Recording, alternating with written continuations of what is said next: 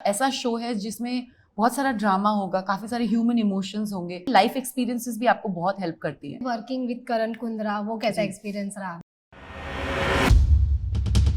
Television की queen और song की जान, और अब जा रही है क्वींस ऑफ हार्ट लोगों को प्यार की राय देने, तो प्यार की देने जा रही है राय। तो आज हमारे साथ है Mouni Roy. First of all congratulations Mouni Roy, finally Temptation Island अब अमेरिका में जो दूसरे देशों में होता था वो इंडिया में आ रहा है। तो आप कितना एक्साइटेड और क्या कुछ अलग होने वाला है इसमें? बहुत एक्साइटेड हूँ। जैसा कि आपने कहा कि यूएस में ये शो हुआ है और काफ़ी सारे सीजन्स हुए, इंडिया में पहली बार हो रहा है। सो आई गेस ऑडियंसेस को कुछ नया देखने को मिलेगा। ऑल्सो आई थिंक ये एक ऐसा शो है जिसमें बहुत सारा ड्रामा होगा, काफ़ी सारे ह्यूमन इमोशंस होंगे। सो मैं भी वेट कर रही हूँ देखने के लिए कि ऑडियंसेस कैसे रिएक्ट करती है। तो इसमें आपका क्या रोल रहेगा, क्योंकि आप इसके पहले बहुत सारे रियलिटी शोज भी कर चुके हैं जिसमें आप जज रहे थे, आप ओटीटी प्लेटफॉर्म पे आप अपना मतलब आ चुके हो, ब्रह्मास्त्र जैसी मूवी कर चुके हो, टेलीविजन की तो आप क्वीन है ही, और अभी तक आपको लोग मिस करते हैं। तो इसमें आपका क्या कुछ अलग रोल रहने वाला है? इसमें जैसा कि आपने कहा कि मैं लव के लिए एडवाइस देने वाली हूँ जी, और आई गेस एक जैसे रिलेशनशिप्स है, और कभी दो रिलेशनशिप सेम नहीं होते, तो सबकी अलग अलग इश्यूज है, अलग अलग प्रॉब्लम्स है, अलग अलग नीड्स हैं। तो I guess I come in that point where if they require an advice, I give it to them. फिर वो उनके ऊपर है कि वो उस एडवाइस को ले या नहीं। लेकिन जैसे आपने कहा कि दोनों अलग अलग लोग रहते हैं, पार्टनर्स जो रहते हैं, दोनों के माइंड में क्या कुछ चल रहा है हमें भी नहीं पता रहता। तो ऐसे लोगों को एडवाइस देना कितना कुछ अलग रहता है, क्या कुछ डिफिकल्ट होता है, हमेशा डिफिकल्ट होता है। But I guess human beings तो ह्यूमन बींग्स होते हैं ना, उनके हमारे इमोशंस सेम होते हैं, सेम होते हैं। किस तरह से वो रिएक्ट करे किसी सिचुएशन में, वो भी बहुत सिमिलर होता है। बस अलग अलग लोग होते हैं, वो समझना पड़ता है कि आप कैसे हो, और मैं किस तरह से कौन सी बात बोलूंगी तो आपकी समझ में आएगा। या मैं बहुत क्लियर थी पहले से कि मैं किसी को हर्ट नहीं कर सकती, और मैं कुछ ऐसा नहीं बोलूंगी कभी कि किसी को भी बुरा लगे। सो वो सारी चीज़ें कुछ माइंड में लेकर चलो। तो आई गेस और पहले 2-3 दिन आई गेस थोड़ी तकलीफ होती है, क्योंकि you are trying to understand them. आप पहली बार मिल रहे हो उनसे, पहली बार सुन रहे हो उनकी बातें। पर 2-3 दिन के बाद, अभी तो 2 हफ्ते हो गए हैं, सो आई फील वेरी कंफर्टेबल। ऐसे लेकिन ऐसा लगता है कि बोलने से पहले सोचती हूँ, नहीं तो कुछ हर्ट हो गया, अगर लड़की हर्ट हो गई या फिर नहीं, इसलिए वैसा कुछ सोचती नहीं हूँ कि जो जिससे कोई हर्ट हो। मेरे माइंड में वो चीज़ बहुत क्लियर है पहले से। जैसे कि आप ऑलरेडी अपने लव लाइफ में काफी सक्सेस है, फाइनली आप जिनसे आप प्यार करते थे उससे आप शादी की है। तो जो आपकी जो पर्सनल लाइफ की लव लाइफ है वो आप इस शो में किस प्रकार यूज करेगी? मैं बिल्कुल नहीं यूज करूंगी personal life. There is a reason that why personal life is personal life. जैसे कि आपका एक्सपीरियंस है ऑलरेडी लव को लेकर। हाँ, वो तो मेरा पर्सनल एक्सपीरियंस है। But I guess it's not just a relationship. I think आपकी लाइफ एक्सपीरियंसेस भी आपको बहुत हेल्प करती हैं सीखने। आप जिस तरह के रिलेशनशिप आपने अपने मॉम डैड के साथ बताया, या अपने ब्रदर के साथ बताया, अपने हस्बैंड के साथ, now my husband, then boyfriend, all my friends, I think life itself is a learning, big learning. So and I think you have to, every time that you learn something, you learn a lesson, you have to keep it in your mind. You have to remember it. You should not forget about all the lessons that life teaches you.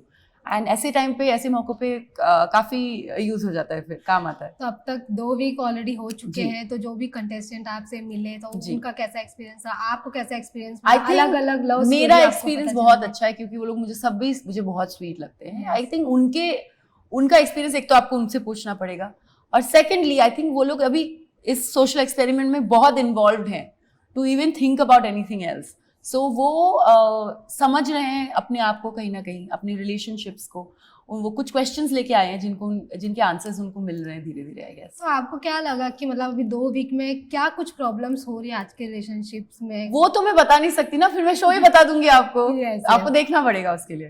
तो जैसे कि आप बोले सब लोग social experience से जुड़े हुए हैं, और आजकल ऐसा हो रहा है ना, लोग सोशली तो ज्यादा प्यार व्यार करते, लेकिन जो पर्सनल लाइफ रहता है वो नहीं मैनेज कर पाते कहीं ना कहीं। तो उसमें आपकी क्या राय? आई थिंक सबकी अलग अलग है, यू कांट जनरलाइज एनीथिंग कि सबके ऐसे हो रहा है। आई थिंक पुराने टाइम से ही, अभी आपको इन चीजों के बारे में इतना पता इसलिए चल जाता है क्योंकि सोशल मीडिया है। पहले किसी को कुछ पता ही नहीं चलता था, तो उस वक्त भी ऐसी रिलेशनशिप्स थी जो बस निभा रहे थे लोग, क्योंकि Yes. शादी हो गई है या साथ में रहना है या बॉयफ्रेंड गर्लफ्रेंड है, टेढ़ा है पर मेरा है concept type of thing. And there have been very successful relationships. Yes. जैसे मैंने अपने दोस्तों में देखा है, कुछ रिलेटिव्स में देखा है, मेरे मॉम डैड की रिलेशनशिप बहुत सक्सेसफुल रही है. So it depends to each their own. Like I said, no two relationships are the same. जैसे कि आप और जो सूरज है वो तो लव बर्ड्स है, और आप मतलब आप जो कपल से लोग बहुत पसंद करते हैं आप Thank you. दोनों को, लेकिन जब आपके बीच में ऐसा कुछ आना तानी होता है तो वो कौन सबसे ज्यादा मैनेज करता है? दोनों. आई थिंक आई मीन आप चाहे शादी हुई हो या नहीं हुई हो, आर्ग्यूमेंट्स सबके बीच में होती है, Yes. दो दोस्तों के बीच में भी होती है. मैंने एक चीज सीख ली अभी कि उसको खींचना नहीं है. जो प्रॉब्लम है बात करके खत्म करो. I think communication is the key. आप जितना एक दूसरे के साथ बात करोगे, जितना प्यार से बात करोगे, उतनी जल्दी प्रॉब्लम सॉल्व हो जाती है. कुछ मंत्रा रहते हैं जो लोग फॉलो करते हैं अपने रिलेशनशिप को लेकर, लड़की भी करती है लड़का भी करता है, तो आपके उसमें ऐसे दो main चीजें हैं. चीजें? एक है never cross your boundaries with words. Yes. Second is जो भी झगड़ा हो, कभी भी कोई प्रॉब्लम हो, उसका सोल्यूशन ढूंढो, उसको और बढ़ाओ मत. So these two I think work very well. तो जब आपको ये टेम्पटेशन आइलैंड बताया गया कि ऐसा ऐसा, तो आप पहले क्या थिंकिंग की कि क्या होगा, क्या कुछ रहेगा, क्या आप सोचे? I already answered this question, but I'll tell you again. I was very nervous, like I said, क्योंकि ये लोग human beings हैं, और you know, you suddenly, और आप उनको जानते नहीं हैं, आप वो लोग strangers हैं, तो suddenly आप नए लोगों को मिलके उनके relationship के ऊपर advice कर रहे हैं, उनको बता रहे हैं, तो थोड़ा सा nerve wracking लगता है. बट आई थिंक 2-3 दिन में आई वॉज ओके, कि जब जान पहचान हो गई, थोड़ी बहुत बातचीत हो गई, अभी 2 हफ्ते हो गए हैं, I feel very comfortable. Finally working with Karan Kundra, वो कैसा एक्सपीरियंस रहा? बहुत बहुत अच्छा. अभी काम कर ही रहे हैं साथ में. वो बहुत कॉन्फिडेंट है, Yes. बहुत अच्छे ह्यूमन बीइंग है, बहुत हंसमुख है, काम को बहुत प्रायोरिटी देते हैं. That's something very really nice to see. So yeah, I'm very happy working with him. और ऐसा कहा जा रहा है कि आगे शो में इसमें एल्विश यादव भी जुड़ने वाले, तो उसके बारे में All that you will have to wait and watch now. मतलब अभी तक इसके बारे में कुछ ऐसा नहीं है? नहीं बता सकती कुछ भी. और last message to your fan और बाकी जो ऐसे कपल्स हैं आज के जो रिलेशनशिप में, वो लोग को आप क्या कुछ मैसेज देना चाहेंगे, स्पेशली रिलेशनशिप को लेकर उनके? Well, रिलेशनशिप को लेकर यही बोलना चाहूंगी कि have self worth but be a giver. मैं ट्रूली बिलीव करती हूँ कि लव अनकंडीशनल होता है.